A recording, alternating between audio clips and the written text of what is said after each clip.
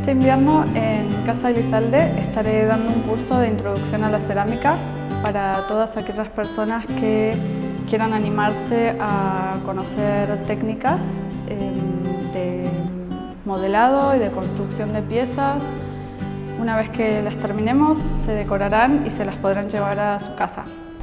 Las técnicas que utilizaremos son el pellizco, la primera clase, para empezar, y luego estaremos utilizando la técnica de los churros.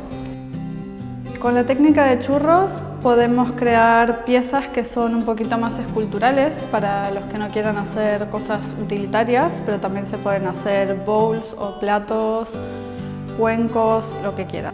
Consiste en hacer básicamente churritos y luego ir uniéndolos y dándoles la forma que quieran tener.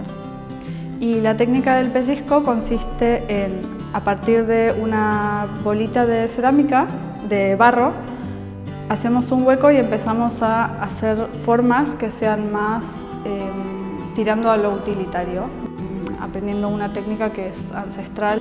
Si eres una persona creativa que quiere descubrir el mundo de la cerámica, te espero este febrero en Casa Elizalde.